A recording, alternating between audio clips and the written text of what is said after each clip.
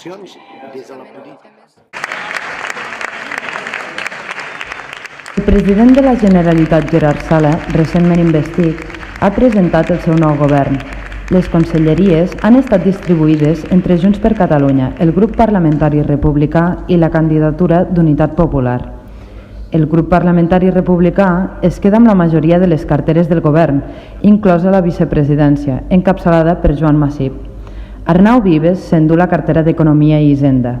La Conselleria de Justícia queda en mans de Laia Gonzalo. Governació i Administració Pública per Fernando Riera.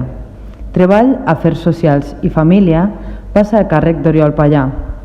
Territori i Sostenibilitat recau en Jan Soberbia. Salut i Esports es confia a Ariadna Miret. Els consellers de Junts per Catalunya seran Anna Desola a Cultura, Ensenyament i Igualtat, Marta Clapés a Afers Exteriors i Transparència, Jordi Planas a Empresa, Indústria i Coneixement i Raül Ruiz a Sector Primari.